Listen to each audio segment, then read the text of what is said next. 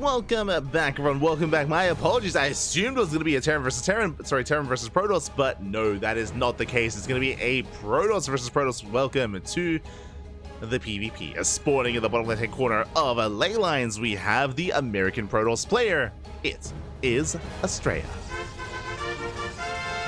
Playing his main race. He's crazy. And spawning in the top right-hand corner, we have the Canadian Protoss player, the yellow Protoss. It is Maplez. Here we go. And if you're in the chat, you know what time it is. It is time to get your gambler going. Predictions are open. Place your bets on who you believe will claim the series in this PvP. I mean, Astrea is a favorite player, 100%. He is the strongest player in the North American region, but Maplez is an animal. And especially in this matchup, I feel like he can cause upsets. He can cause upsets. Will he, though? We'll see. We shall see. I'm sure Astrea is very familiar with Maplez. I'm sure, again, they do face off quite often in the NA region, on the NA ladder. Astrea does move out, and so far, so good. 2-gate opener. 2-gate opener out of Maplez, likewise 2-gate opener out of Astrea as well. Everything looking by the book. But the probe is sent out, and my eyes are definitely on this worker here from Maplez. Does he go for a fake proxy pylon or a real one? That is the question. Regardless, the pylon is going to be placed. Based on its location, it does look like a fake pylon, just because it's a little bit too far out for any kind of robo. And yep, it is going to be a fake proxy pylon. Basically, Maplez, he's hoping that Astrea confirms and he scouts, and he overreacts to the lack of pylon in the main.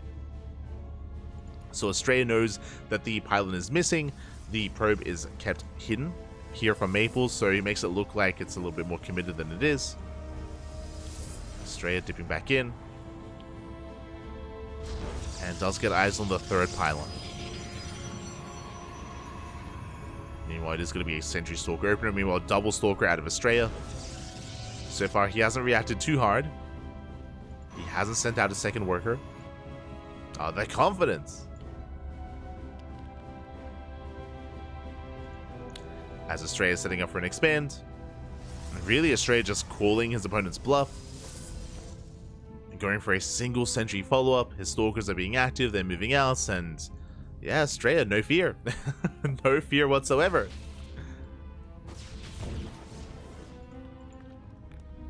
And there's the expansion. So just 2 Stalker opener into the expand. Astrea, he's going to be pushing. He can threaten the natural. Astrea does have the Stalker lead. But Maplez should be able to hold on. Oh, the hallucination is denied. Nicely done there by Astrea. Oh, he gets caught out. The first Stalker will fall. Nice pick off from Maplez. Gets a Stalker. Was a better trade for the yellow Protoss.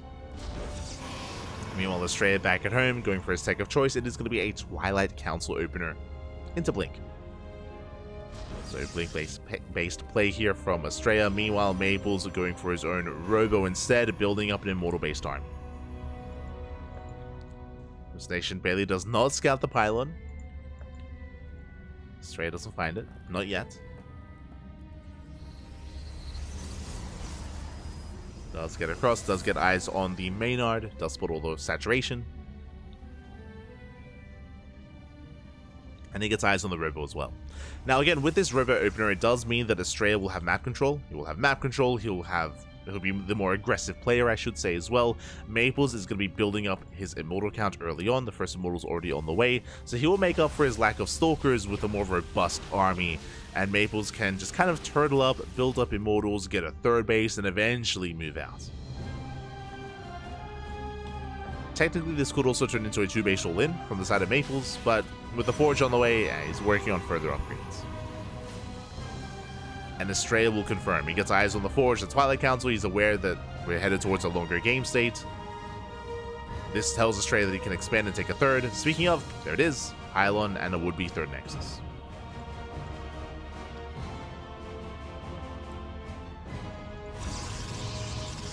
Maplez with hallucination confirms the third, is aware. And Maplez can't really do much about this yet. Doesn't really have any pushing power. will most likely have to take his own third base instead.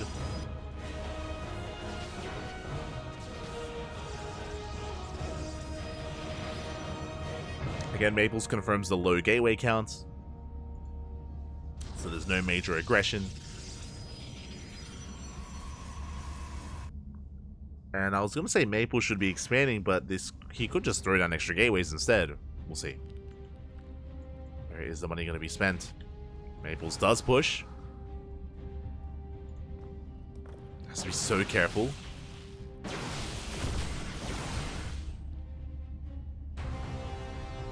Army pokes in. Adepts are coming in for a flank.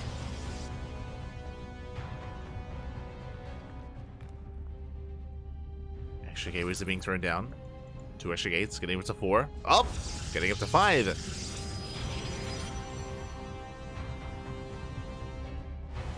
And Maplez, he had to make a choice here. It's either take a third or throw down extra gateways. So far, it has been extra gates.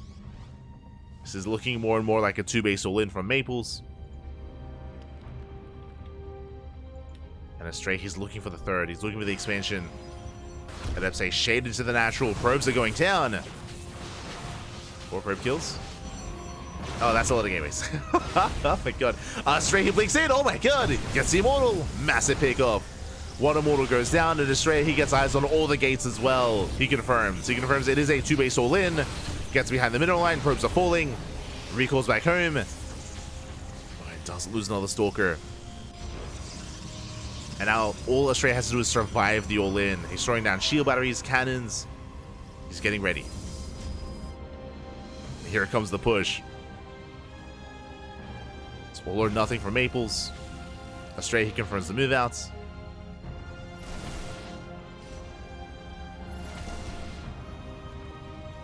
Gets eyes on the War Prism as well. Astrea, he does rotate, does respond. More shield batteries on the way.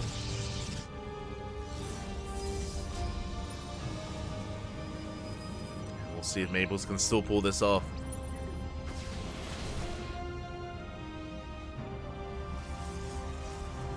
The problem here is that Maplez has no answer to the force fields. Not yet. Temple Archives on the way. That should be for Archon production. That should be just to break force fields, I would imagine. And will help against the Zealots as well. Maplez looking for another way in.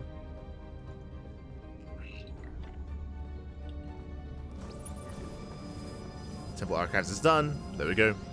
Archons are on the way. They are morphing in.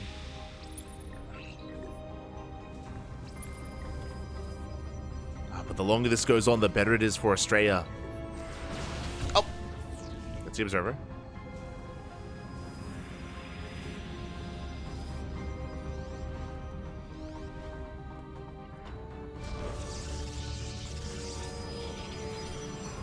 Does move up the Observer. Oh. I mean, we spoke earlier about, it was in the previous series, about how defendable you can be on ley lines. And I mean, we can see it right here and now. Like, this ramp is so narrow. There's no way pushing into it. There's no way that Maplez can push up this ramp. He's rotating around. Here on the left-hand side, Astrea is throwing down pylons to reduce surface area, to mess with the AI of the Zealots. They can't charge in. The whole position. And Maplez, he can't engage. it's not gonna happen. Not like this. Astrea just creating a choke point. Stripping away the power of the Zealots. They're getting picked off one after the other. And now Maplez expands, but it's such a late expansion. Astrea can soon break out. Coming in for a flank. Looking to collapse on the army. Oh god. Maplez long distance mining. Astrea just trying to find a better angle. Astrea is about to max out. Let's have a 40 supply lead, or sorry, a 30 supply lead. Oh, the prism! Prism goes down. No more reinforcements. And Maples, I feel like he has to retreat. I don't think he can hold here. I don't think he can stick around. He's going to try, though. Does attempt to trade. Astrea going for a counterattack instead. Makes sense. He doesn't need those Stalkers to defend.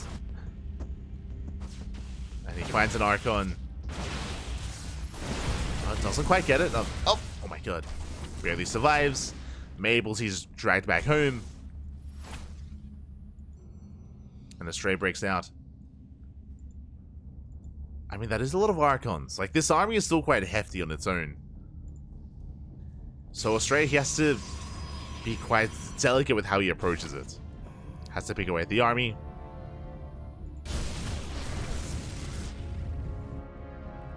Unit at a time. Speaking of, gets an Archon. And that's how Astrea has to approach it. Speaking of, you know, 1 Archon, 2 Archons, an Immortal. Whatever he can.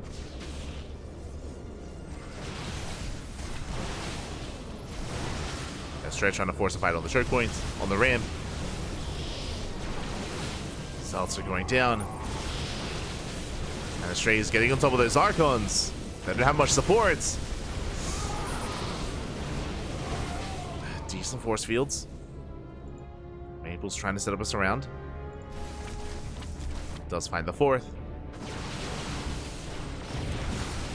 Another Archon falls. And he's forced to recall. War Prism into the main base. Zealots are wreaking havoc. And Astrea, he collapses on the main army. Cleans up everything here.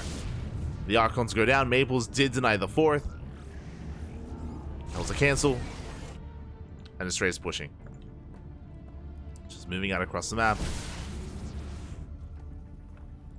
It's a massive supply lead. And sure, Maples now has a 3rd, but it's just too little too late at this point. He has been outscaled. Probes are going down. The Zealots are wreaking havoc across the map. And what about the main army, though? GG gets called. Astrea, he overwhelms, and Astrea takes game number 1. GG. GG, well played. Astrea does take the first game. Again, I'm not too fond of the idea of going for all-ins on ley lines. I mean, we saw then and there how difficult it is to break the 3rd. That 3rd location is just so secure with the ramp, with the choke point. Even the entry point towards the left-hand side is also quite narrow as well. And Maples just could not push in, could not gain any ground whatsoever. And as the game progressed, it just got better and better for Astrea. GG. GG, well played. Astrea takes the lead in the series, and we'll see if we can keep this going.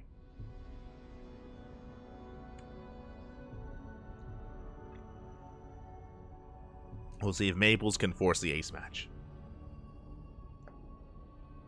Astrea big brain. Yeah, you don't often see that, but it was really cool to see him throw down those pylons. I'm assuming that's what you're referring to, but throwing down all the pylons, it's very TvP-esque. Terran players, they do that against charge lot compositions as well. At their 3rd and 4th base, they throw down depots specifically to try to bait out the charge, to create these choke points and make Zealots that much less effective. Similar kind of setup there. Similar idea.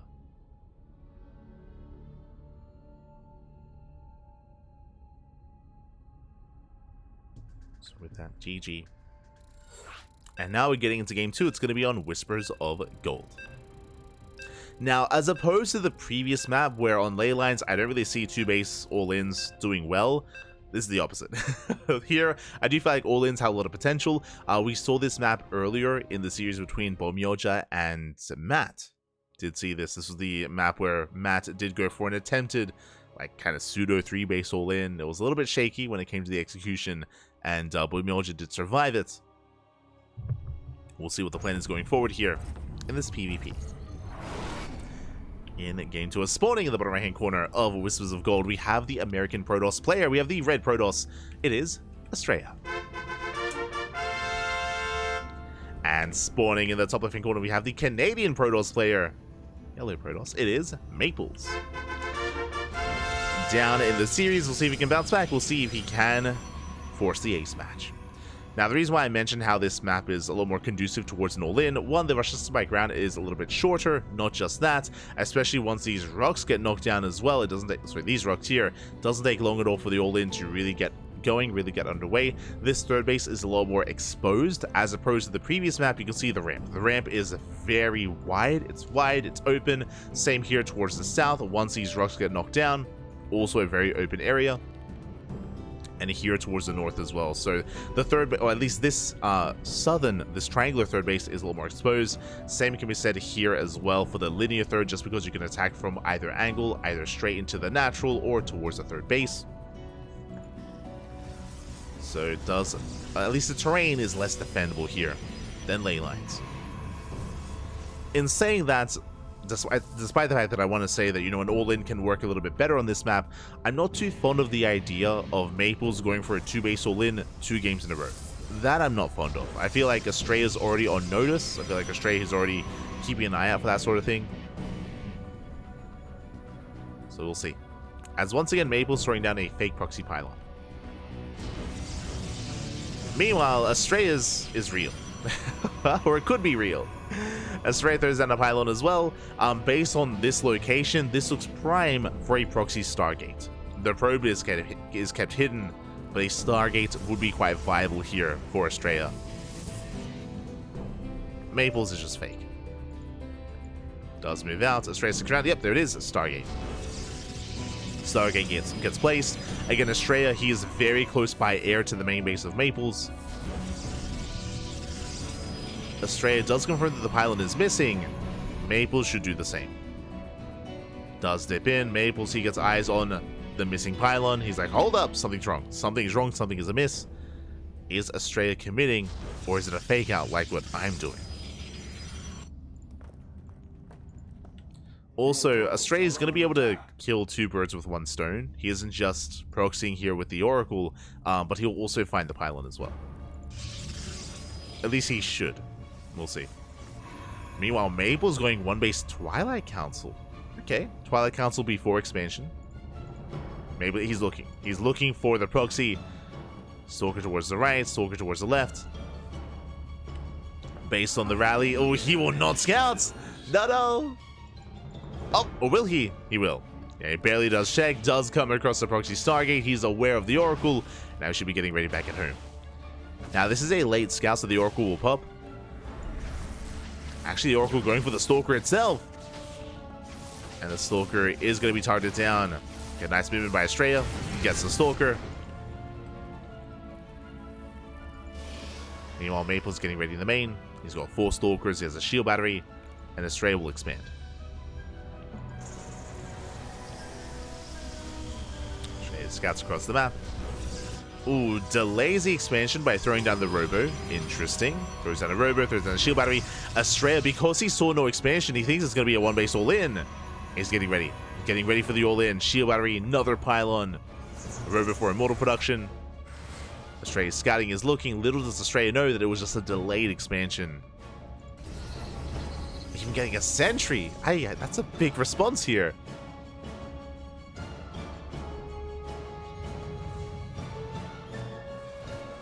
Astrea does find a scouting probe. And now Astrea confirms. Behind this, going for a delayed expansion. Adept does get eyes, sees how much progression there is. And again, Astrea, he overreacted. So nice mind games from Maplez, intentional or not. Does do well for himself.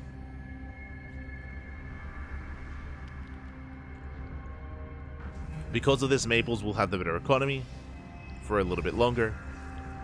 He's already main outing over.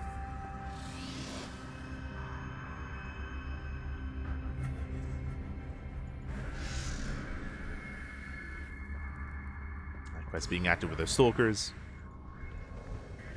Astrea setting up the stasis traps, but they are denied. Oh my god, 1 Oracle goes down. And this initial proxy Stargate has not paid for itself, not yet. And it might not, as first Oracle already fell. Oh, that not gonna lie, for a moment, I was like, did like my eyes glitch out? Am I seeing things? I was like, am I that tired? Oh my god. Yeah, I was a little bit confused as to why the Oracle like flashed for a moment, but no, yeah, that was the energy overcharge. Was the energy overcharge? You love to see it. Able to throw down extra stasis traps as a result. Even another revelation.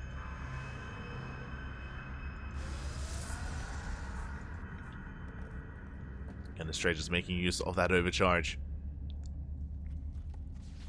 So he does move out. Meanwhile, it does scout the third. Maple's taking a further economic lead.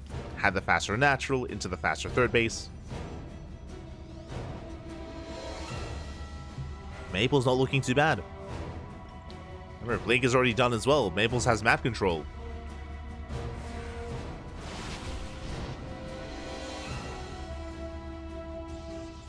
Astrea has to back off.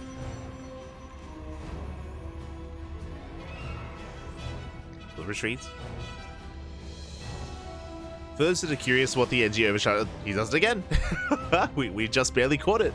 But the NG overcharge does restore 100 energy. Here's 100 energy. Oh! Maple's diving in. Snipes the observer. Triggers the stasis as well. For the cost of 2 stalkers, so not the best trade, but not bad. As he commits, dives in. Does dive into the main. Alas, Astrea is ready for this. So it back. Well, Oracle does get behind the mineral and no shield battery. Uh-oh. And no shield battery whatsoever. Probes are falling left and right. 7 probe kills already. Oh my god. 7 workers go down. Maple's zone depths are trapped. Astrea will punish. Gets both.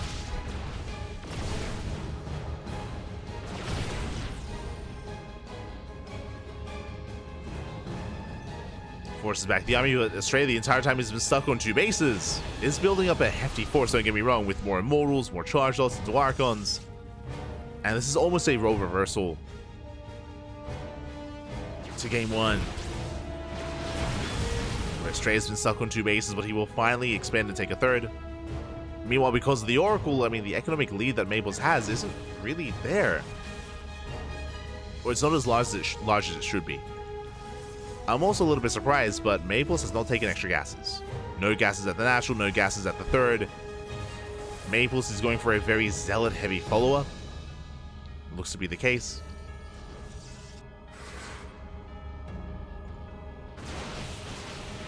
It's just a very low gas count for Maplez.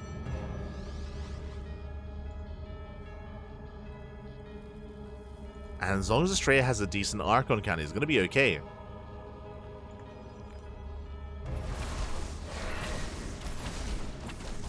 Let's find the Adepts. Shots them both down. Astrea building up more Archons. I mean, his scout earlier did confirm lack of gases at either location. Gas is just now being taken.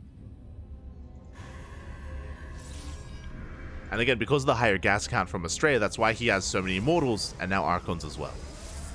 So much more Immortal Archon heavy composition compared to Maple's.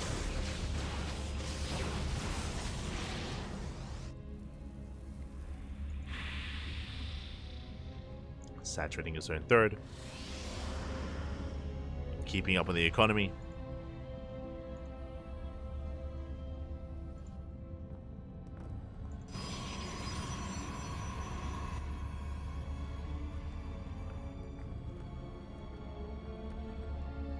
And we'll see what the plan is for Maple's from here. Again, just really delay gases, takes a stasis to the face. Oh my god! The Stalkers! He just blinked as well! Ay, ay, ay. And Astrea can punish this. Maple's, he has to make a choice. Actually, he's going massive... Wait, what? Is this a mistake?